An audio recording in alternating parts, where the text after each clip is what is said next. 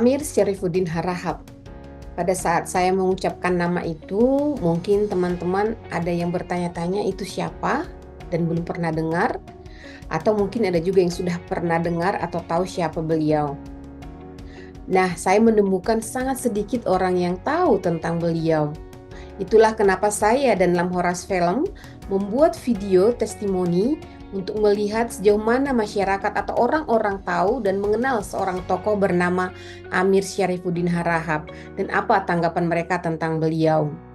Ketika akan membuat video ini, hal pertama yang datang ke pikiran saya adalah ini siapa ya tokoh ini gitu. Dan relevansinya untuk membicarakan beliau pada saat ini apa?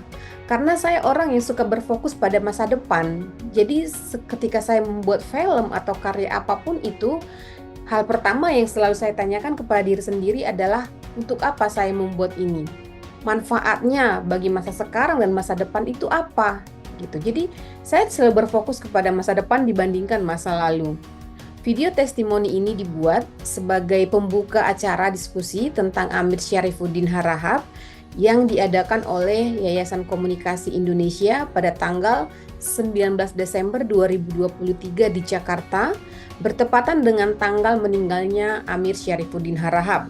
Sebetulnya kita ingin membuat film tentang beliau, namun belum kesampaian. Semoga nanti kesampaian, jadi kita bikin video testimoni dulu. Semoga video ini bisa menjadi sumber informasi bagi kita semua dan bisa menjadi bahan diskusi tentunya, dan tentunya diskusi yang membangun seperti itu. Terima kasih kepada semua teman-teman yang sudah berkenan menjadi narasumber dan teman-teman yang membantu menghubungkan kepada para narasumber ini. Para narasumber ini berasal dari berbagai latar belakang pendidikan, pekerjaan, usia, dan berbagai daerah tempat tinggal di Indonesia. Sejauh ini saya menemukan bahwa Bapak Amir Syarifuddin Harahap adalah tokoh yang sangat inspiratif dan sangat berjasa bagi bangsa dan negara kita. Yuk kita simak apa pendapat yang lain.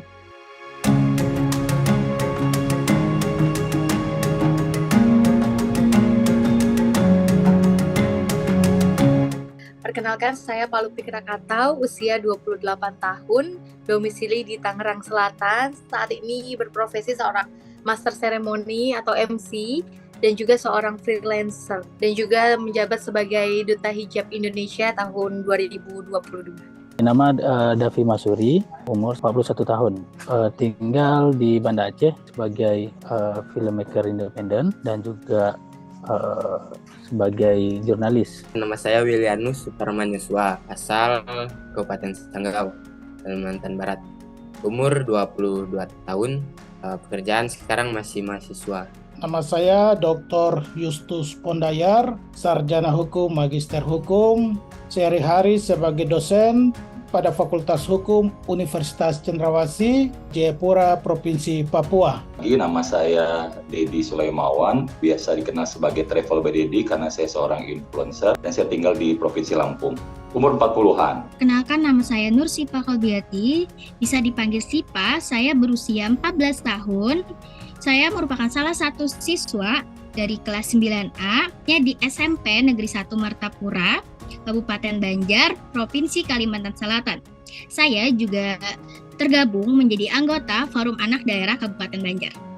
Perkenalkan, nama saya Mince Oyaido, umur saya 35 tahun. Saya tinggal di Kota Sentani, Kabupaten Jayapura, Provinsi Papua. Pekerjaan saya sebagai aktivis. Nama saya Grace Ula, saya berusia 24 tahun, sekarang tinggal di Kota Samarinda, Kalimantan Timur, dan beberapa tahun terakhir saya aktif menjabat sebagai Putri Pariwisata, kemudian Duta Bahasa dan Duta Pemuda Kalti. Nama saya Yasmin Kurato Ain, usia sekarang 17 tahun, sekarang duduk di kelas 12 SMA 2 Banjarmasin, Kota Banjarmasin, Kalimantan Selatan. Dan saat ini saya sebagai pengurus Forum Anak Daerah Kalimantan Selatan. Nama saya Risto Umbulangan Janji, umur 25 tahun, tempat Wengapu, Sumba Timur, pekerjaan sebagai mahasiswa. Enggak sih, nggak pernah. Entah aku yang lupa atau gimana, tapi rasanya belum pernah. Nggak pernah dengar kayak? Enggak. sama sekali tidak pernah mendengar. Mungkin sekilas pernah baca saja. Pernah dengar, Kak, cuman belum mengetahui secara dalam. Saya belum tahu, belum pernah dengar. Namanya familiar, tapi nggak begitu tahu. Kalau dengar namanya, kayaknya Yasmin pernah dengar, cuman kurang mendalami kisahnya, Kak. Kami di GMKI masih abadikan nama beliau menjadi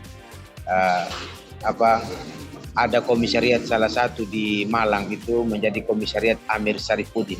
Saya tidak sempat baca juga profil dari beliau, tapi saya kenal dari cabang itu ya pasti pahlawan.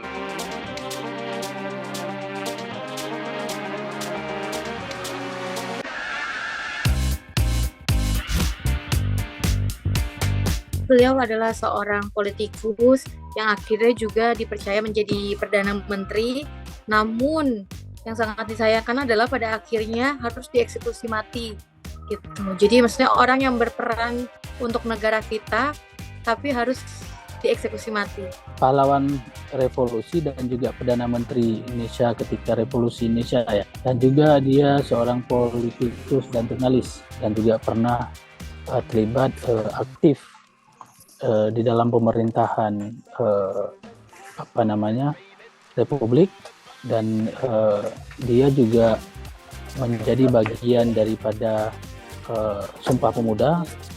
Pak Amir Sarifudin itu lahir pada 27 April 1907 di Medan, meninggal 19 Desember 1948 di Galung. Pejuang kiri yang bersama dengan musuh. Ketika itu dia ada di dalam kabinet presidensial yang di masanya Hatta. Sebagai kabinet dalam masanya Pak Hatta di waktu itu, ya sesungguhnya yang bersangkutan ini mempunyai kontribusi besar di dalam pemerintahan ketika itu. Penting ini, Kak, karena dia pada saat itu mewakili jurnalis Indonesia, termasuk politikus dan jurnalis Indonesia. Kemudian ternyata ide-ide perumusan Sumpah Pemuda juga ada dari beliau juga ya. Dan kalau kita dulu belajar waktu SD ada perjanjian Renville, itu ternyata juga ada beliau di sana, ada kongres. Beliau menjadi seorang Perdana Menteri Indonesia ketika revolusi Indonesia sedang berlangsung. Pada saat itu, Amir memimpin sayap kiri terdepan yang ada pada masa revolusi. Beliau sempat menjalani pendidikan, namun beliau terpaksa berhenti karena ada masalah keluarga. Jasa beliau juga terhadap hari lahirnya Sumpah Pemuda, yang hari ini kami anak-anak muda masih merayakan Sumpah Pemuda. Beliau adalah delegasi dari Ujung Batak pada Sumpah Pemuda. Terus perannya dia adalah sebagai bendahara. Nah, terus beliau juga yang merupakan delegasi yang menandatangani perjanjian Renville. Yang ketiga yang saya dapat adalah beliau juga termasuk orang yang berkaitan dengan pemberontakan PKI di Madiun. Bukan salah satu tokoh pergerakan nasional, tapi nyatanya pada saat akhir hidupnya dia divonis mati karena dituduh walaupun tanpa diadili sebagai pemberontak yang tergabung dalam PKI pada saat itu. Padahal masih percaya pada Tuhan.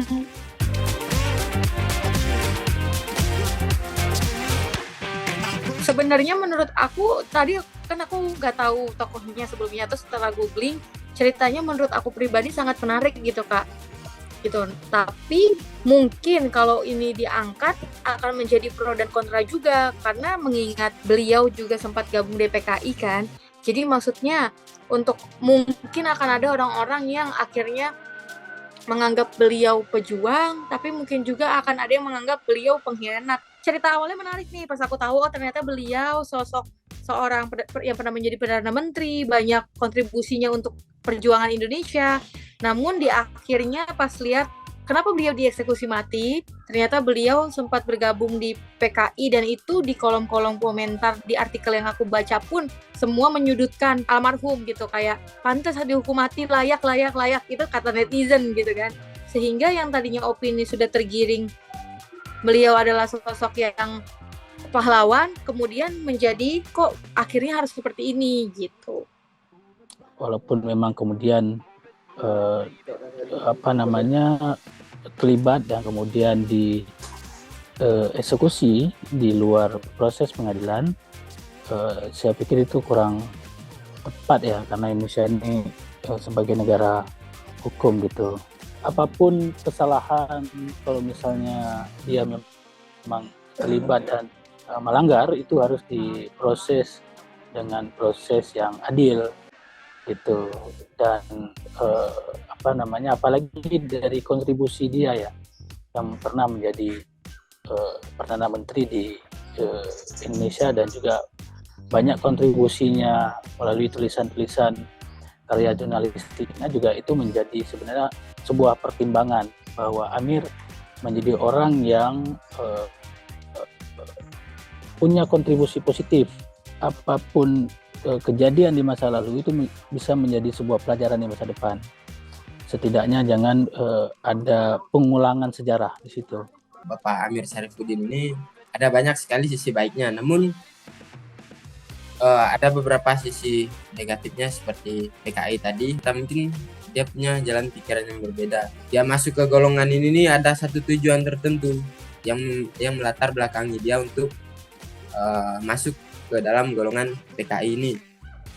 Kata pepatah, karena nilai titik rusak susu sebelanga. Jadi meskipun beliau dalam tanda kutip tidak baik, karena beliau masuk ke dalam organisasi PKI ini, tapi kita juga melihat jasa-jasa beliau yang sudah membantu dalam usaha memerdekakan Indonesia. Karena kan tanpa adanya jasa-jasa dari beliau ini, mungkin Indonesia nggak jadi seperti sekarang.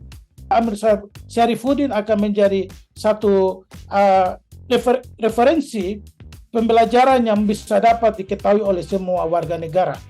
Bila kita kaitkan dengan situasi hari ini, ketika konsistensi dari para penyelenggara negara tidak secara konsisten untuk menjaga situasi negara pada hari ini, maka pada situasi tertentu pasti ada paham-paham lain yang akan berpikir untuk bagaimana mengembalikan posisi negara pada posisi yang sesungguhnya.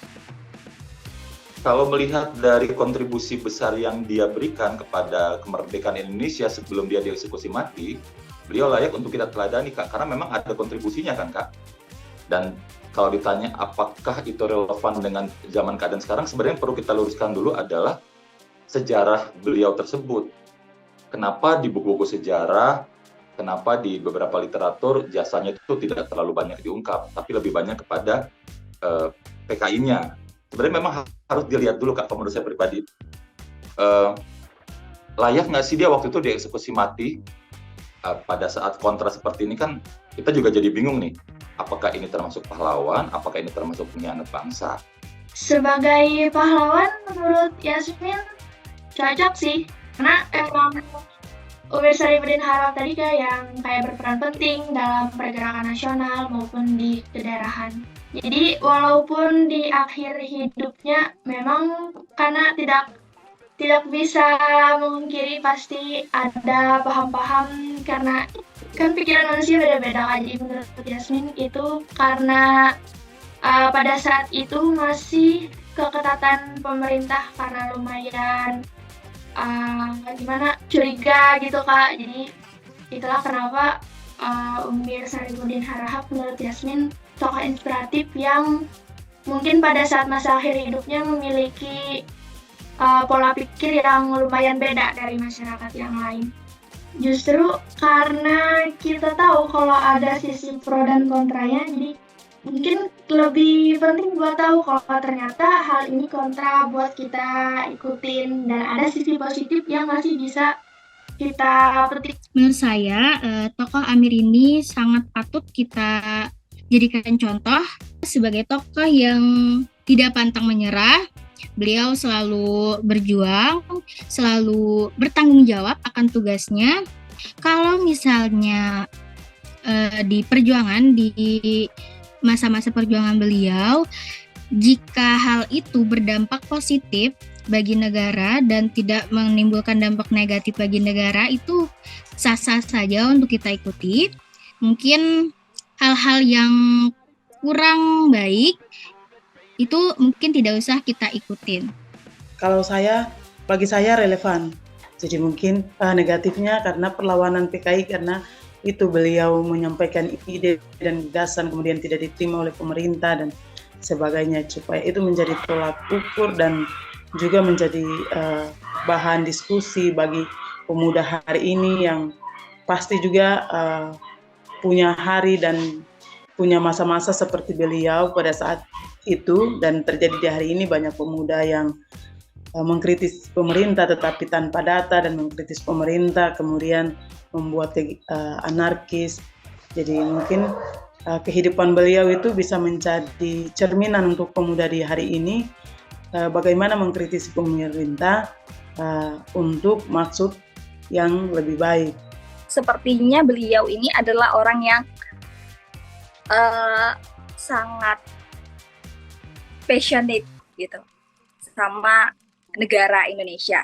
Melihat dari peran-peran yang beliau ambil itu kan semuanya peran-peran yang sangat kuat, dari tokoh yang berjasa sampai menjadi delegasi gitu, sampai akhirnya terlibat di PKI. Itu berarti beliau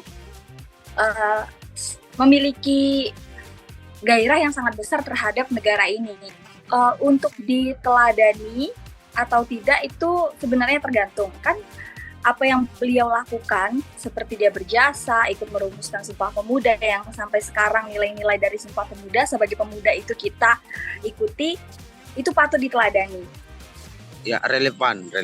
Jadi yang saya lihat di situ ada perjalanan yang panjang untuk menjadi seorang pahlawan untuk bangsa dan negeri ini. Kalau dari untuk saya pribadi sebagai anak muda juga, saya masih jadikan beliau sebagai motivator, yang artinya beliau masuk PKI tapi masih punya rekam jejak yang jauh lebih baik. Artinya